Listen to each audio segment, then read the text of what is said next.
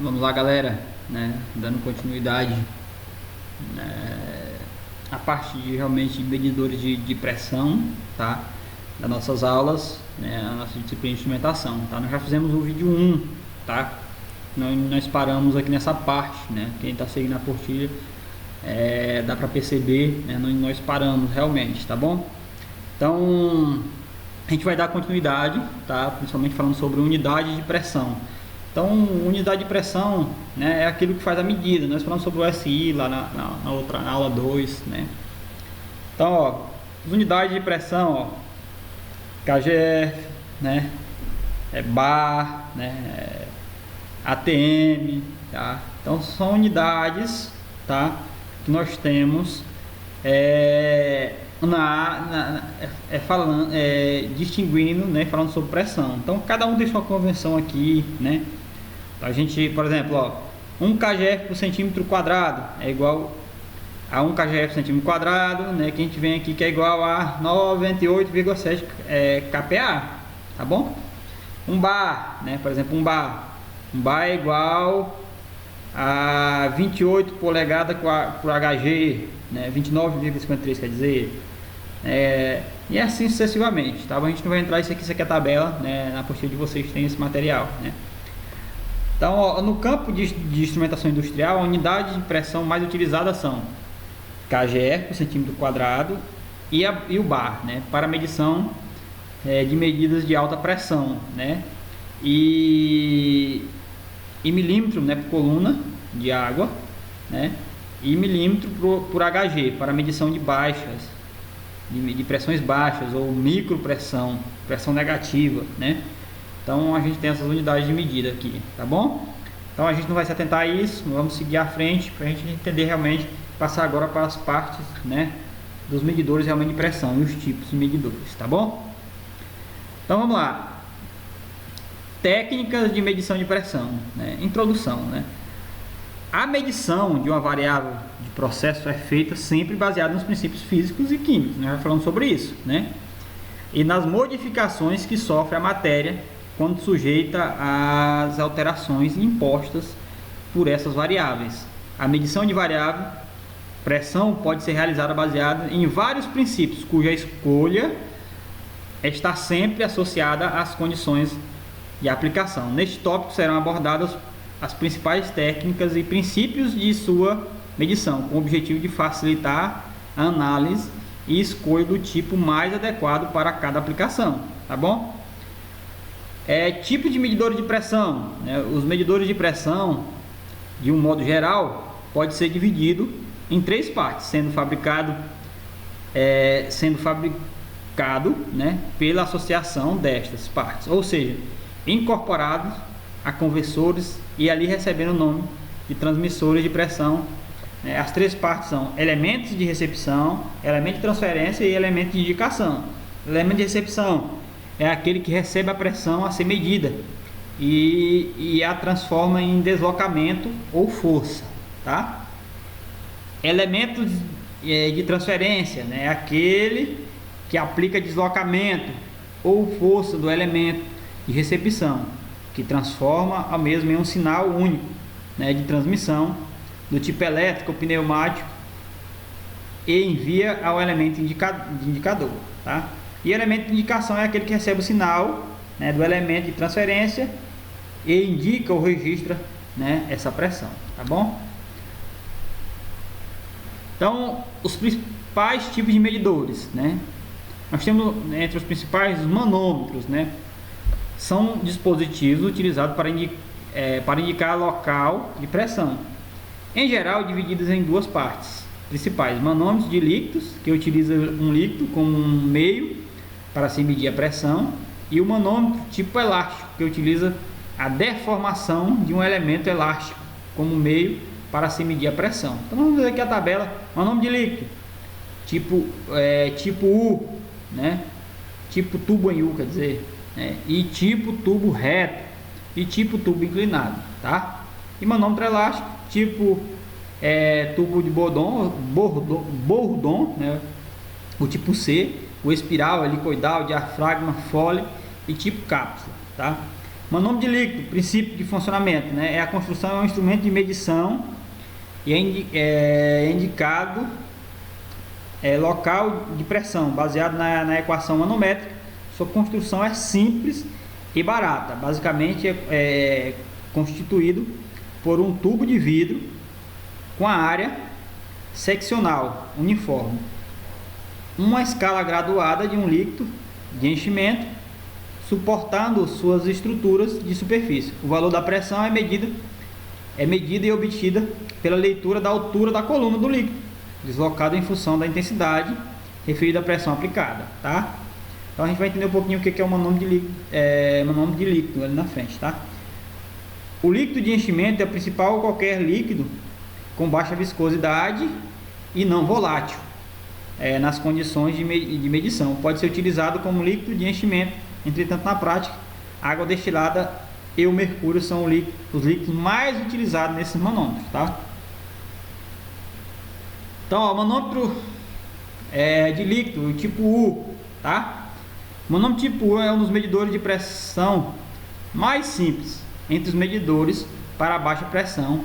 É constituído por um tubo de material transparente, geralmente vidro, encurvado em forma de U, fixado sobre uma escala graduada. Essa figura aqui nos mostra. Então, aqui é o manômetro tipo U, né? Então eu aplico uma pressão aqui e eu aumento essa pressão, e de acordo com essa pressão eu vou transformando essa pressão em números. Eu consigo visualizar, né, os números ou a minha pressão aqui nessa regra graduada, né? Esse outro aqui é a mesma coisa, né, com altura diferente, né? Com altura diferente, a minha pressão varia, né, aqui com minha régua graduada, tá bom? Então, o manômetro de U é muito simples, seu funcionamento. E o manômetro tipo coluna reta, tá? Também é conhecido. O emprego deste manômetro é idêntico ao do tipo U. Neste manômetro, a área dos ramos da coluna são diferentes, sendo a pressão maior aplicada normalmente no lado de maior área, tá? Então a pressão, sendo a pressão maior aplicada normalmente no lado de maior área, essa pressão é aplicada no ramo de área maior, colocando um pequeno deslocamento do líquido na mesma fase, podendo ser deslocado em outro ramo, seja bem maior, né? Maior fácil. O volume é deslocado a ser na sua reta bem menor. Então eu aplico aqui uma pressão, tá? E o meu líquido varia, minha coluna aqui, né? Normalmente aqui a gente adiciona uma coluna graduada, tá? Que eu sei qual é a minha pressão aqui, tá? E nós temos também um manômetro de coluna também inclinado, né? Mesma coisa, né? Mesma coisa, mesmo princípio lá do coluna reta, tá? A mesma ideia, só que a diferença é que ele é inclinado, né? Esse manômetro utiliza para medir baixas pressões na ordem de 50 milímetros por coluna de água. Sua construção é feita inclinada, um tubo reto de pequeno diâmetro, de modo a medir com boa precisão pressões em função do deslocamento do líquido dentro do tubo. A vantagem adicional é expandir a escala de leitura, o que é muitas vezes imprescindível para medições de pequenas pressões com boa precisão, tá? Então, mesma coisa, aplica a pressão e aplica a pressão na maior área, tá? E eu desloco, né, o fluido aqui e eu tenho uma mudança realmente dessa régua graduada. A gente vai ver aqui um exemplo de manômetro de coluna tipo inclinada, tá bom? Aqui, ó, um exemplo, tá? Exemplo bem prático. Então eu aplico a pressão e a meu fluido ele entra aqui, né? E ele se desloca. E aqui eu sei realmente qual é a minha pressão, tá bom? Bem simples também. Nós temos os manômetros tipo elástico, né? Esse tipo de instrumento de medição de pressão baseia na lei de Hooke, né? A lei de Hooke é uma lei, né, que trabalha principalmente sobre a elasticidade, né, dos materiais, né? Por exemplo, as molas, né? É um princípio realmente da elasticidade, tá? Em 1676, Robert Hooke estabeleceu essa lei que relaciona a força aplicada em um corpo e a deformação pode ser por ele sofrida. Em seu enunciado ele diz: o modo da força aplicada em um corpo é proporcional à deformação provocada. Essa deformação pode ser dividida em elástica, né, determinada pelo limite de elasticidade, e em conformidade com o modo de elasticidade do corpo, e plástica ou permanente, né? Os medidores de pressão tipo elástico são submetidos a valores de pressão sempre abaixo do limite de elasticidade, pois assim, cessada a força a ele submetido, o medidor retornará à sua posição inicial sem perder suas características, né? Que é a ideia realmente da mola. Então ele movimenta, né, e retorna para sua posição, né? Então vamos imaginar que a gente pega uma mola e pressiona ela, né? Então ela se movimenta, a mola, né, de acordo com a pressão, com a mão mesmo, né? A gente poderia imaginar. Então ela pressiona, quando eu tiro essa pressão, ela retorna para a sua posição de origem, tá? Esses medidores podem ser classificados em dois tipos, os quais sejam conversor de deformação de elementos de recepção, pressão em sinal elétrico ou pneumático, e indicadores, né, aplicados de forma dos elementos de recepção através da convenção de deslocamento linear do ângulo utilizado em dispositivos mecânicos. Então a gente vai ver um pouquinho desses dois tipos aqui, tá bom? Então, o manômetro tipo de Bourdon, né? Bourdon, na verdade. A construção e característica do manômetro tipo Bourdon, tá? O tubo de Bourdon consiste em um tubo de seção oval que poderá estar disposto em forma de C, né, espiral ou helicoidal, vamos ver aqui nessa figura, tá? Então, o princípio de funcionamento dele é o seguinte: eu aplico a pressão aqui, tá? E esse C, essa forma C, ou oval, né? Esse oval aqui, quando eu aplico a pressão, ele se deforma, né? Ele se deforma. E aqui eu tenho minha régua com os valores. Aqui eu tenho um ponteiro, como se fosse um ponteiro do velocímetro, por exemplo.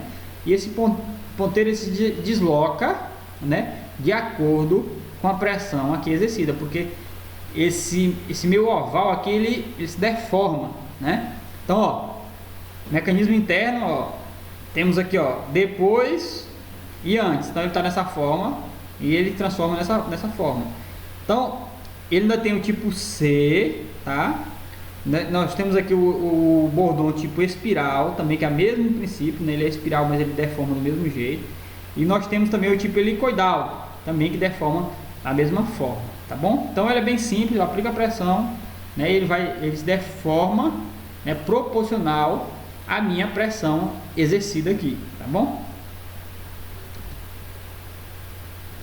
Então, os tipos de construtivo do manômetro de Bourdon, tá? Então, a ideia é que ele, sei lá, ele está aqui dentro, né? Então, eu aplico uma força aqui nesse local, ele desloca esse ponteiro, né? De acordo com a pressão que eu aplico, tá?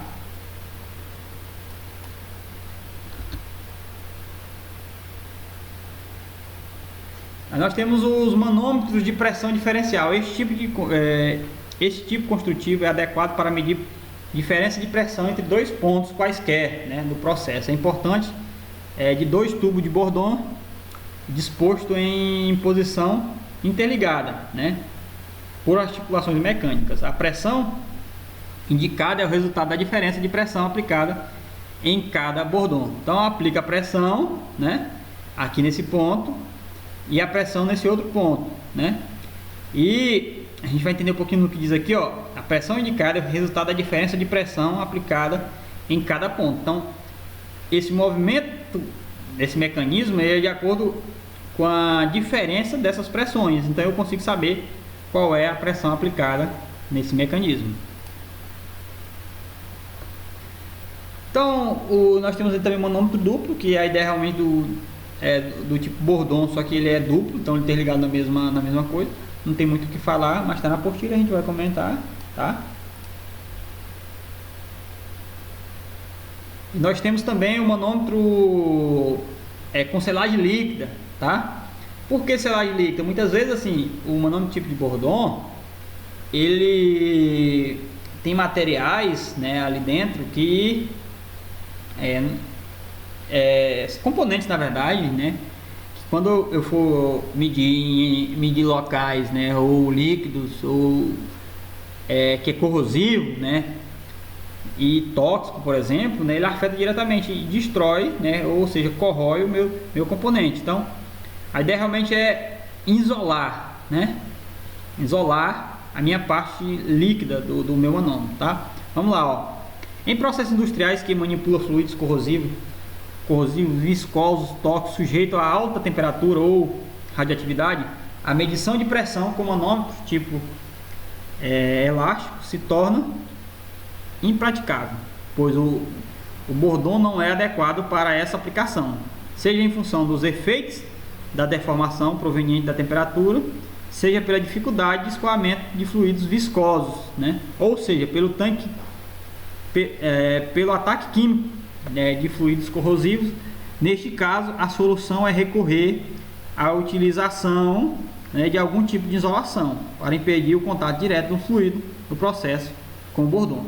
Existe basicamente dois tipos de isolação, que é tecnicamente chamado de selagem, né? Um com selagem líquida, utilizado assim um fluido líquido inerte em contato com o bordão e que não se mistura com o líquido do processo, né? Neste caso, usa-se um pote de selagem conforme a figura 3.16, tá? Então, ó, essa ideia realmente dessa figura aqui, ó. Então, ó, aqui é o líquido do processo, né? Então, o líquido de selagem, né? Realmente eu não tenho um contato a minha parte realmente do medidor, tá? Outro também com selagem líquida, porém utilizado um diafragma como selo ou fluido de selagem mais utilizado. Neste caso é a glicerina, né? Por ser inerte, quase todos os fluidos.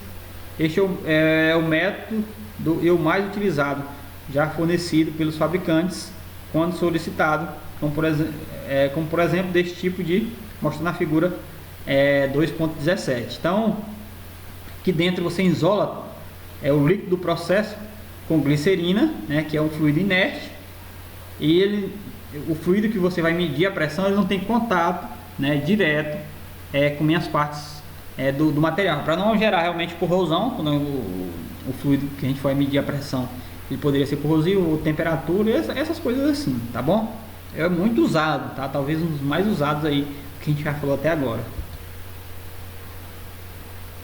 Então nós temos um manômetro tipo diafragma, tá? Este medidor é utilizado diafragma para medir determinada pressão, bem como separar um fluido medidor, né, do mecanismo anterior. Antes foi mostrado um manômetro tipo bordão que utiliza selagem líquida, aqui se aplica um medidor utilizado diafragma elástico, né? Então, ó, eu aplico a pressão, tá? Eu aplico aqui a pressão nesse local, né? E esse diafragma ele se desloca, né? Ele me deslocando, eu gero um movimento, né, nesse mecanismo e no meu ponteiro. E de acordo com isso aí,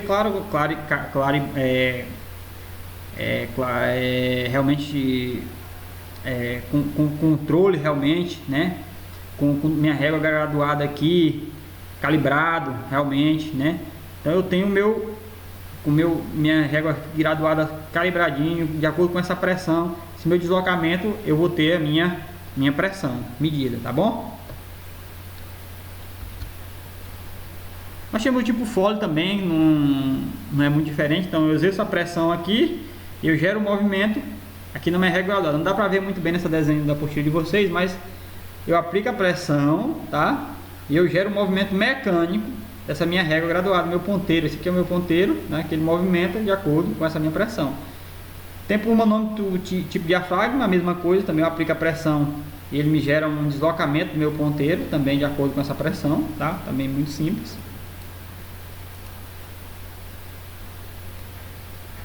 Manômetro padrão. Os manômetros utilizados como padrão deve ser, né, deve ter precisão superior em relação aos manômetros que serão calibrados de acordo com as normas de medição.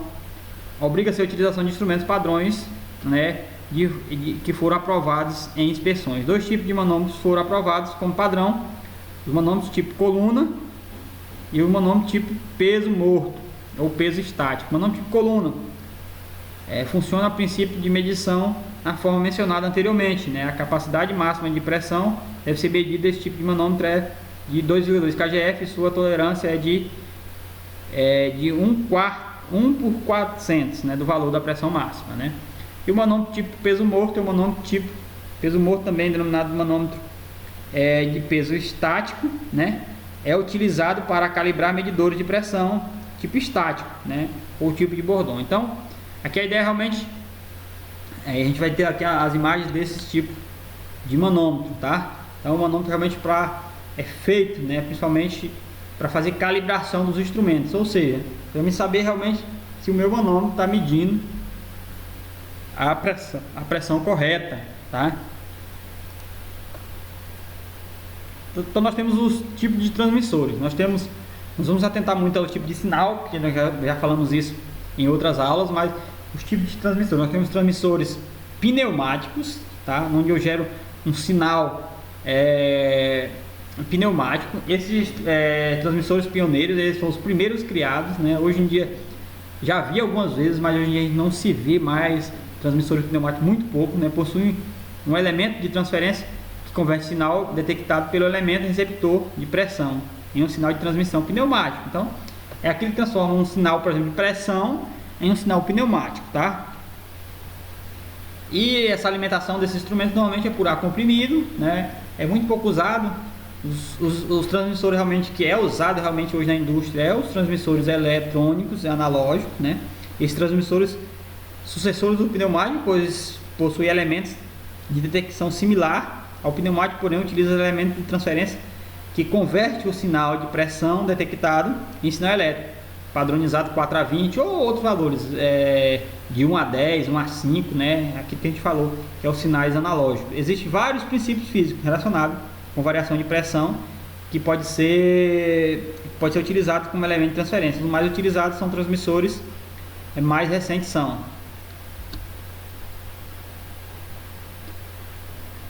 o fita estesiométrica, ou Strain Gauge, né? Strain Gauge, na verdade, desculpa o erro aí. É um dispositivo que mede a deformação elástica sofrida pelo sólido, né, quando este é submetido a um esforço de tração ou compressão, tá? São na realidade fitas metálicas fixadas adequadamente nas faces de um corpo que submetido a um esforço de tração ou compressão, que tem a seção transversal no seu comprimento, né, alterando devido a esse esforço imposto ao corpo. Essas fitas são interligadas em circuito. Esse circuito é tipo ponte de Wilson, né?